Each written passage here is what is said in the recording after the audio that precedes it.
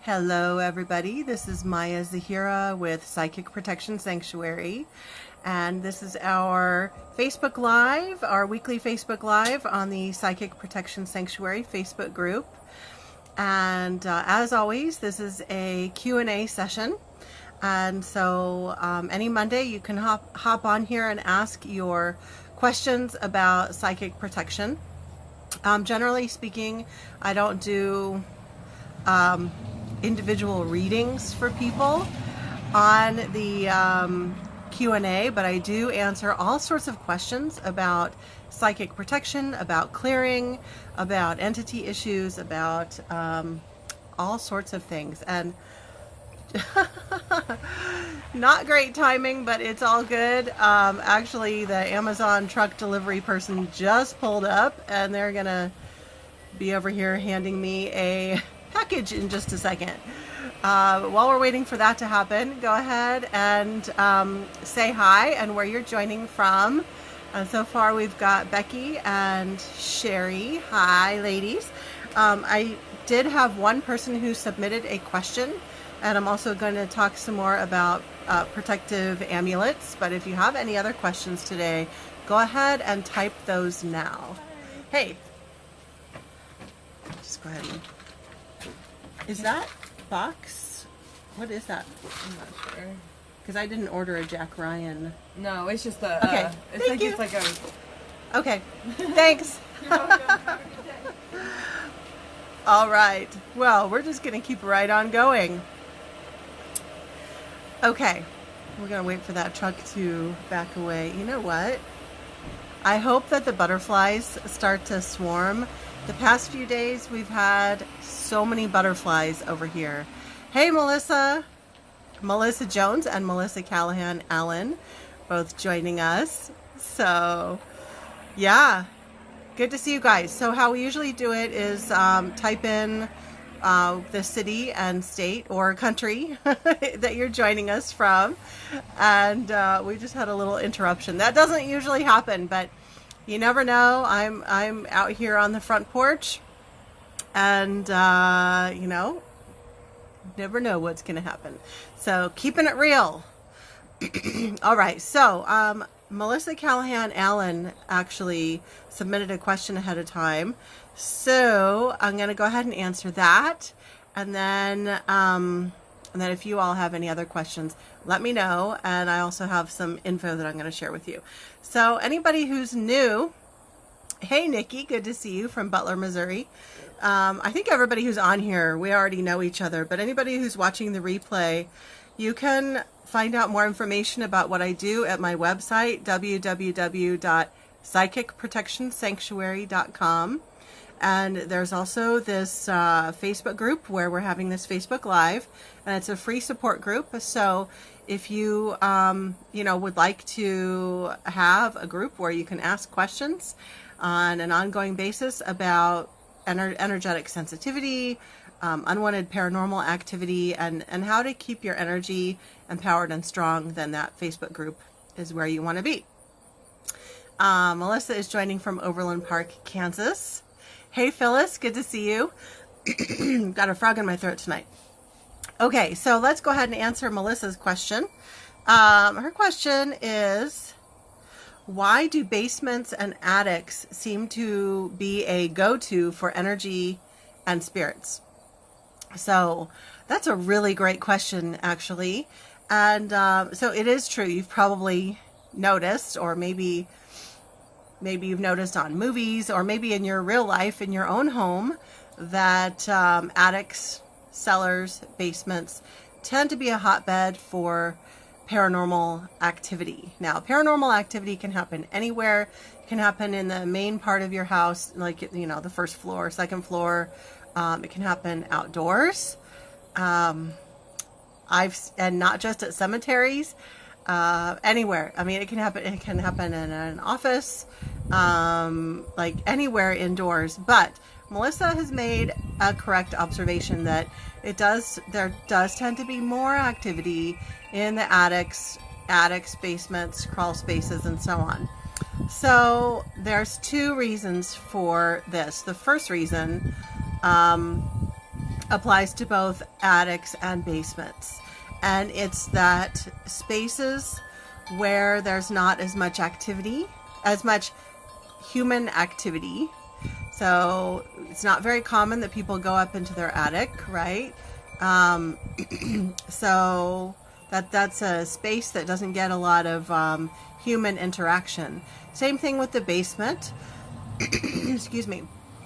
Sorry about that. Even though some people have a finished basement and they'll have like an entertainment center down there or whatever.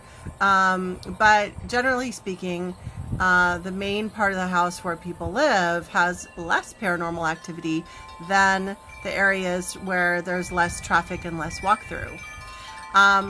And so one of the reasons why there's more paranormal activity there is because the energy gets stagnant. So not only is there more paranormal activity in attics and basements, but also like closets where that don't get opened very often. In fact, closets in general, even though we open them and pull something out, they're dark spaces. So they're dark and there's not a lot of traffic going through there to clear out the energy. So energy tends to get stuck up in the corners, even if it's just generalized negative energy, or can also be entities stuck in the closet. Gonna make you afraid of your closets now. I'm sorry. You can just do some basic clearing in there and you will be fine. But yeah, so generally speaking, the areas that have less traffic are going to have more of a tendency for paranormal activity. The thing though about basements, and I meditated on this earlier today, basements, and I've seen a lot of basements when I've done house clearings where they had a finished basement and there was some human traffic going through, maybe not as much as the kitchen and living room, but you know, it was like finished basements and you know, like a kid's playroom and that sort of thing. But there's something about it being underground and it's surrounded by earth. Now, the reality is spiritual beings can pass through anything. They can pass through a wall. They don't need to walk through the front door or walk through doorways. But there's something about the earth, like literally the earth, the soil energy, right? And it's all packed in around the foundation of the house that that does tend to dampen the spiritual energy. And what I mean is that it's kind of hard for a spirit to pass through and leave the basement. Whereas in the first floor of a house, spirits and energies might be in the first floor, but then they're going to be able to leave, right? So there's more trapped energy in basements that I've noticed when I've done house clearings. So even though there might be a bit of traffic if it's a finished basement, some of the energy tends to get trapped. Okay, so you know, so it's not a simple black and white answer, but part of it has to do with less traffic. Part of it has to do with the earth surrounding the parameters of the perimeter and the parameters of the basement, right? And then also, as far as attics are concerned, a lot of times attics and sometimes basements too, we store our old items, and a lot of those old items can have energies. Negative energy, perhaps, and even an entity, a spiritual being attached to it. Think about how old heirlooms can have some weird energy attached to them, right? So you've got all of this stuff that's old, and so because of that, there might tend to be more spiritual activity. And the final reason, and again, this depends from house to house, from attic to attic, because some of these reasons apply in some situations and some not. So some attics and basements are very cluttered because you've got all of the, you know, stacks of boxes in the storage room in the basement, or up in the attic, you've got like all the old family heirlooms and the 3 old Christmas trees that you used to use, plastic Christmas trees, and you've got like all this stuff. So again, generally speaking, the more stuff you have, if it's like just stuff that's piled up, then feng shui wise, it's going to block the energy. And so it's going to make it, if you think of like a body of water, think of like a body of water, and you've got a river, okay? You've got a river, and the energy is flowing downstream. But imagine you put like all this junk in the river. So before the junk was there, the spirits might pass through, right? And they go on, they just keep on going. We put all this junk, and then it dams up the river, and then all this stuff ends up being trapped, right? So there's a variety of reasons why those parts of the house can have more spirit activity. So I hope that gives you some food for thought. Hey Tina, let everybody else know where you're joining from, even though I already know you. Melissa is saying, I've heard that you should open closets and drawers when you sage. Yes, that is an excellent reminder.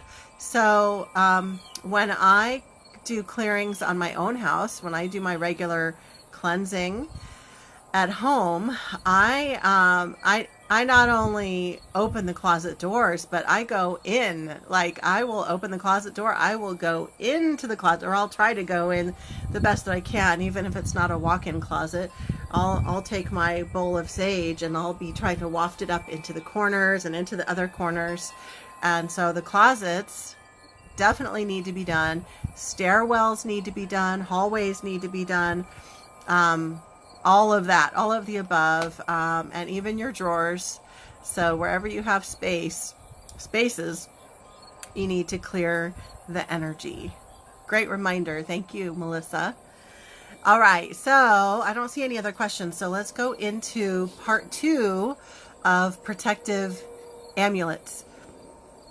Now, part 1 I did a couple of weeks ago, and I talked about the different kinds of pendants that you can wear for protection. And I'm not going to revamp all of that, but I will tell you that I talked about the different kinds. I talked about why they work, the hows and the whys. So if you're interested in that, go back and go to my YouTube channel and look for the other video on protective amulets. And there were a few things that I didn't get to in that segment, so I want to go ahead and cover them now, just a few little tidbits. So I had mentioned in that Facebook Live that I was going to tell you what it means if it breaks. And I didn't get to tell you that. So if you're wearing a piece of protective jewelry, and we're speaking specifically of amulets, so a charm that or a pendant of some kind that has a protective value for you. Hey Jeannie, good to see you. So I talked about, or I mentioned that I was going to tell you, what do you do if it breaks? Like if the actual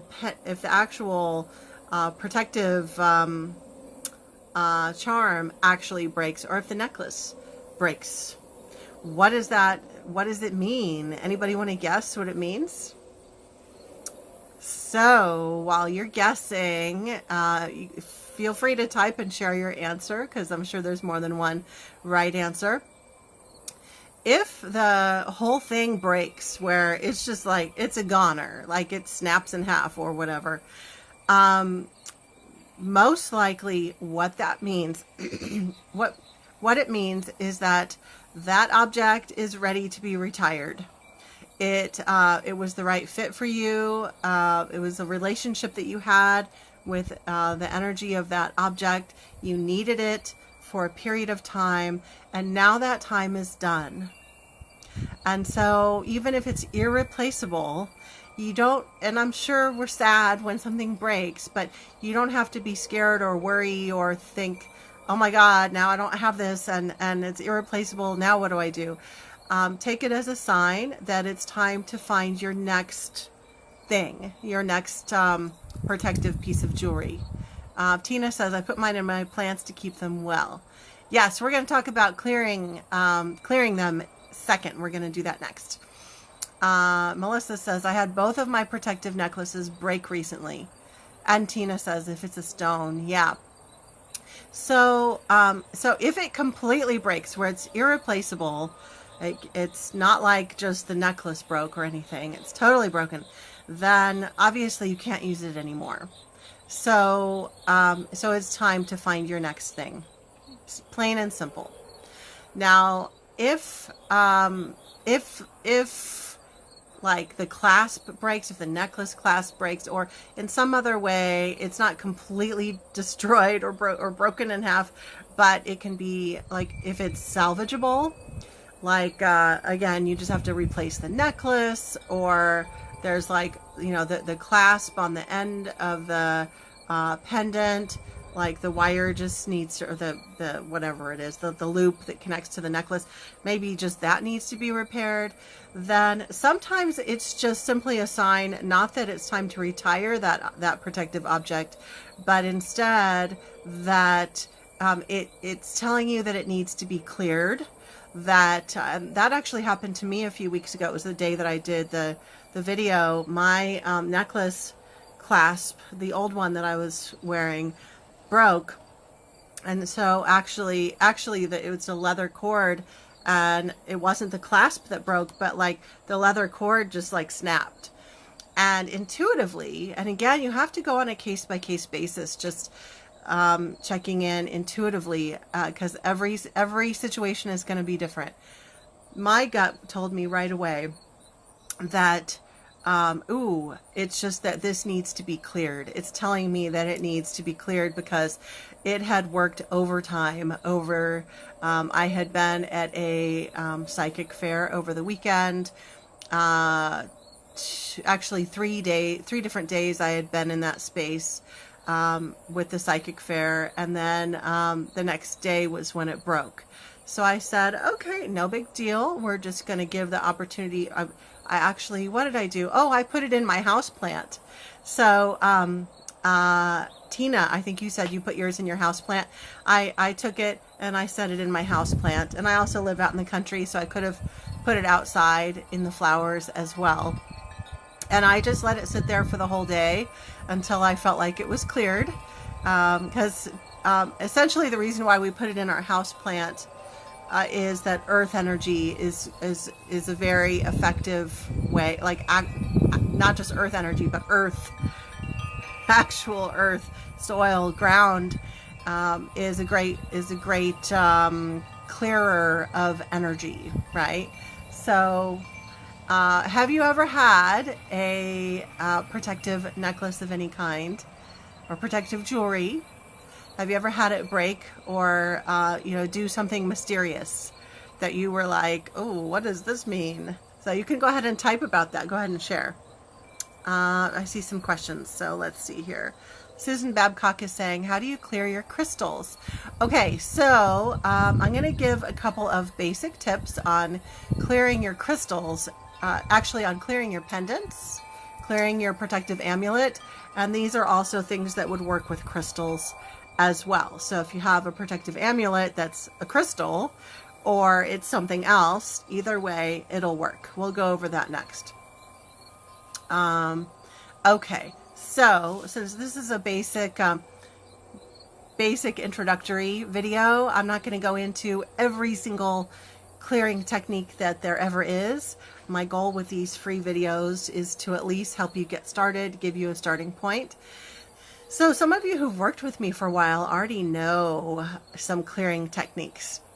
So instead of me just telling you what they are, I want you to type in the comments some techniques that you use for clearing either your crystals or your protective jewelry. So we already mentioned one, which is putting it on the ground, putting it on the earth, or putting it in your house plant, right? Okay, so I'm going to go ahead and give you a couple of others, and I want you all typing and telling me, how do you clear your crystals?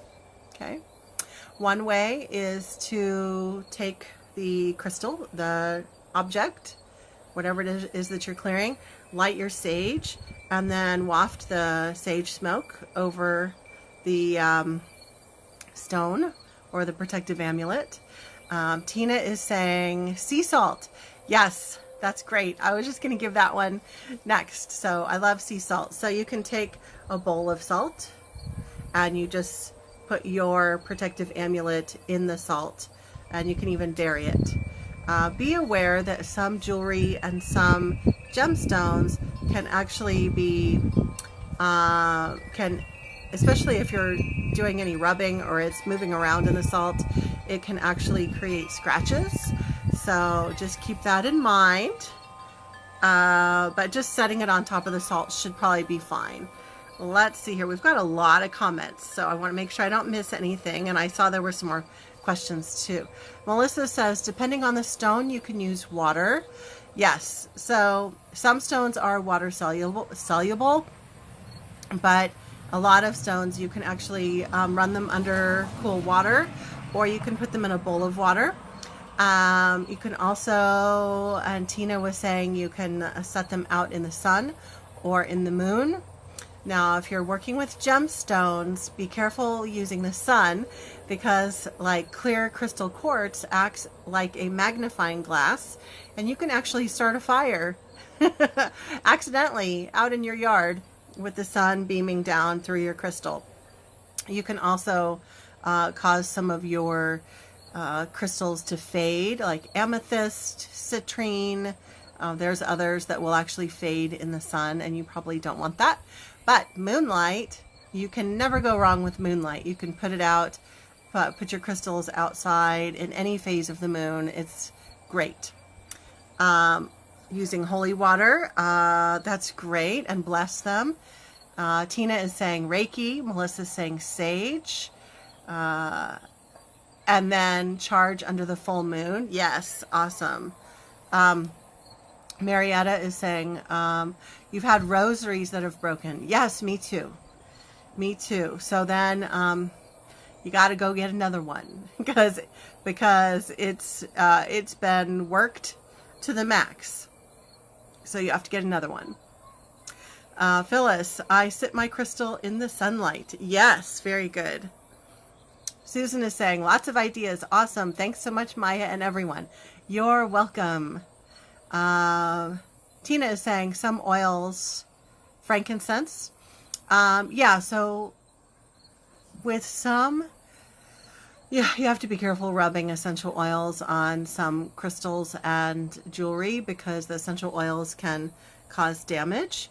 But on a case-by-case basis, well, frankincense oil is fantastic for blessing and protecting. So you can certainly try that. And I saw there were some questions a ways back. So I think this is it here. Where is it? Tina says, what happens if you lose it? I thought the fairies took it. Great question.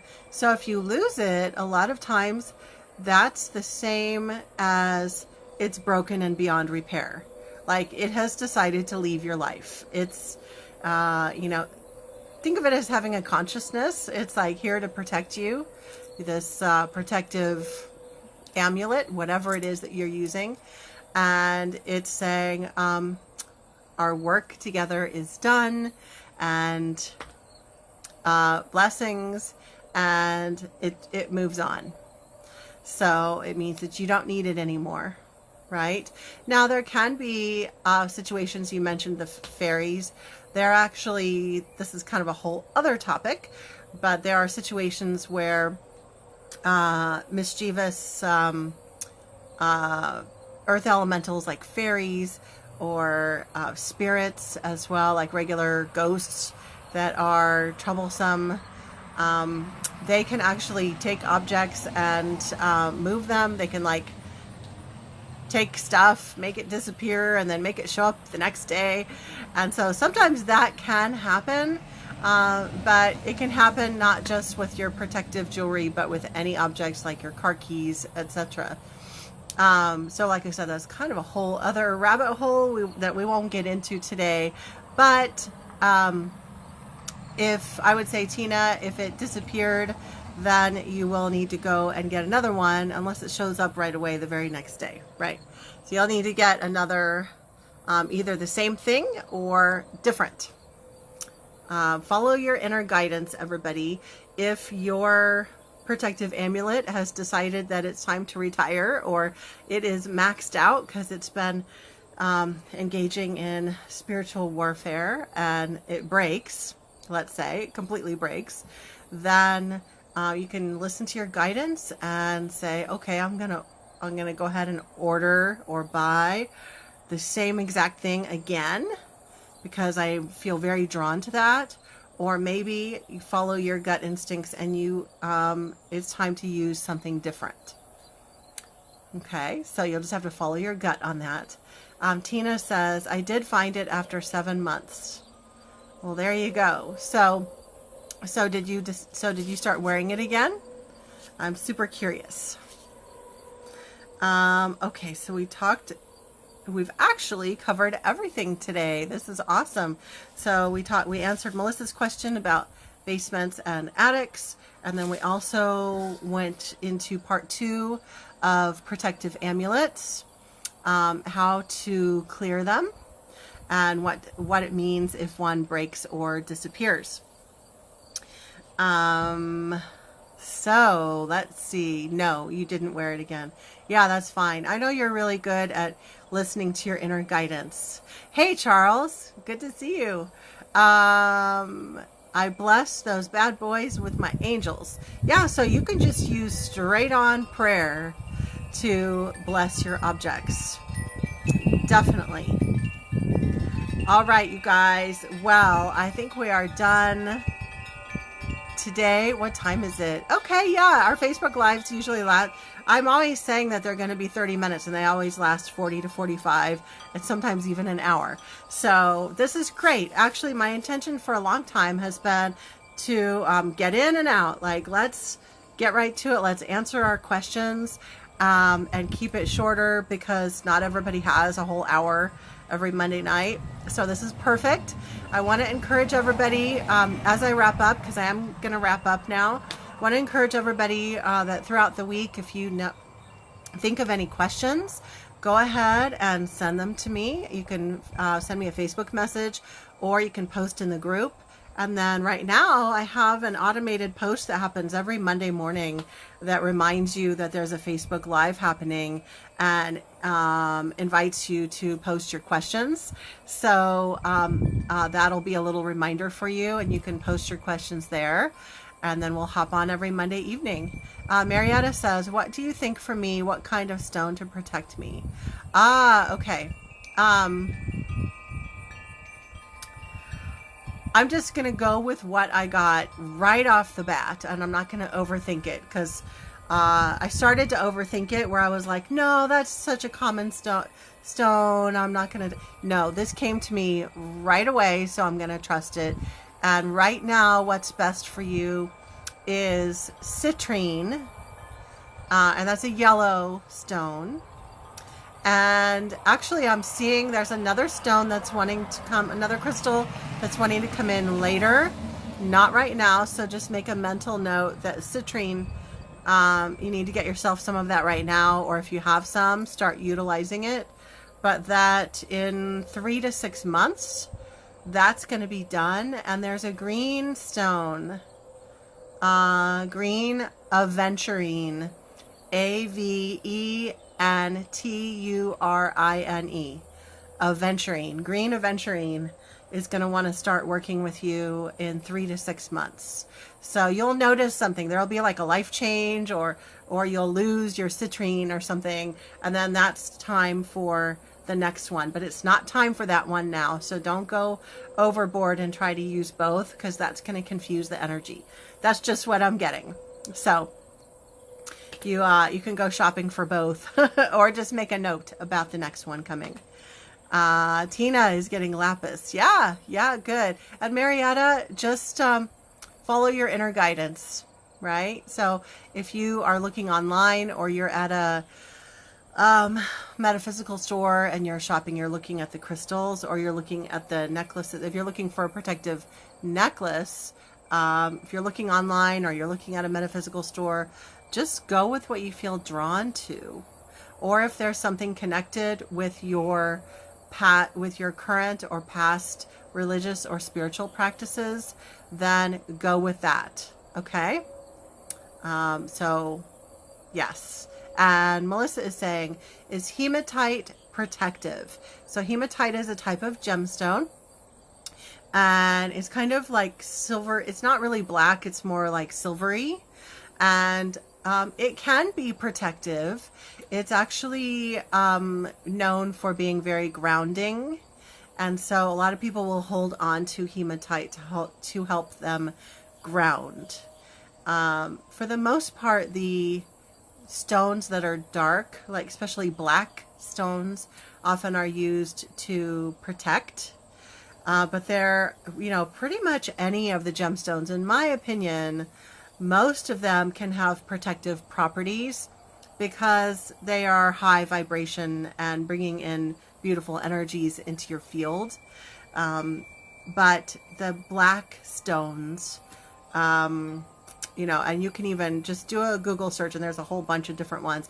Right now, my favorite black stone is shungite. What they tend to do is either absorb the negative energy so you don't, or they deflect it. And at the same time, they're helping you ground. The stones are helping you ground. So those would be your go-to protective stones. I like black tourmaline as well. But everybody has different preferences for those darker stones.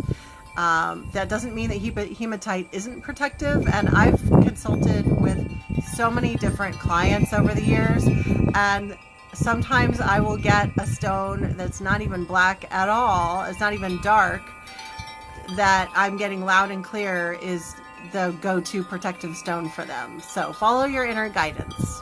Okay, so you definitely use the information that's like online and in some of the crystal books.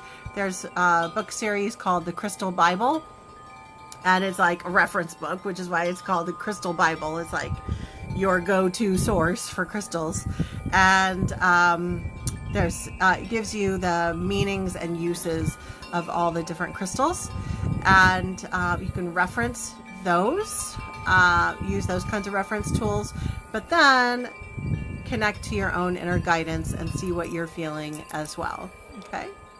Marietta is saying, thank you so much.